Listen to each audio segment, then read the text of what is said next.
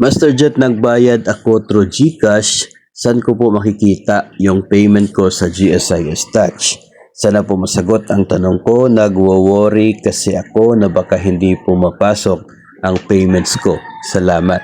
So, ang case na ito, nagbayad ng GSIS loan, policy loan po yung binanggit niya, at through online, no? Gamit po yung GSIS Touch, may option doon na pay now, tapos GCash yung pinili niya, tapos nagbayad siya. Ngayon, after payment, hindi nag-reflect sa GSIS Touch yung binayad. So ganito yon, hindi kasi siya automatic na makikita sa GSIS Touch. Hindi siya real time na makikita mo sa GSIS Touch yung payment mo through GCash, Maya o kaya through Land Bank. Ang mangyayari niyan ay bigyan natin ng 3 araw, 3 working days, no? Sa experience ko po, 3 working days, within that period ay pumapasok na siya sa GSIS Touch. Nakikita ko na siya sa GSIS Touch yung binayad ko online. Yung ginawa ko po dito ay actually katulad po niyo, no?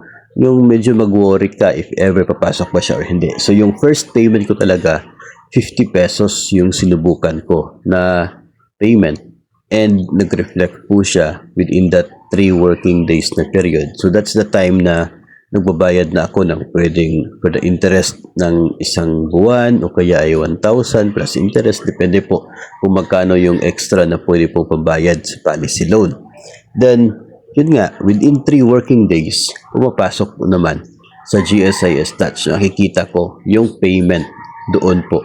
So, legit po yun. Walang problema. Huwag po kayong mag-worry. Yun lang. Bigyan nyo po ng 3 working days yung GSIS para ma-reflect doon po sa Touch yung payment po ninyo. Based po doon sa experience ko po, no, kasi nga hindi naman siya pumasok agad, so na-refer ko sa GSIS, and lang yung sabi sa system nila, nag-reflect na, no? Nandoon na sa system yung payment na 50 pesos. Pero sa GSIS Touch, hindi ko pa po siya nakikita.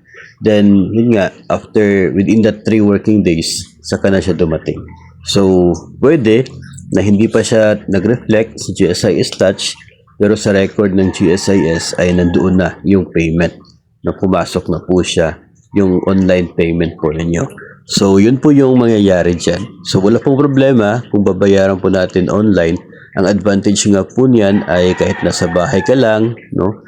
Kung ano man yung ginagawa mo, pwede mong bayaran yung utang mo, no need na pupunta sa mga bayad center o kaya ay pupunta sa GSIS office, no? Kahit nasa bahay ka lang, pwede ka magbayad.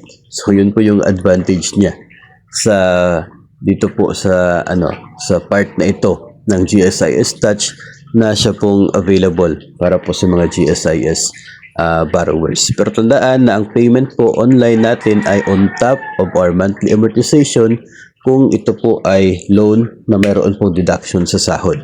Kung mayroon kang MPL, emergency loan, patuloy po, no, yung monthly deduction sa sahod, remittances sa GSIS Touch, sa GSIS, tapos kung magbabayad ka online, parang on top na siya doon sa monthly na payment.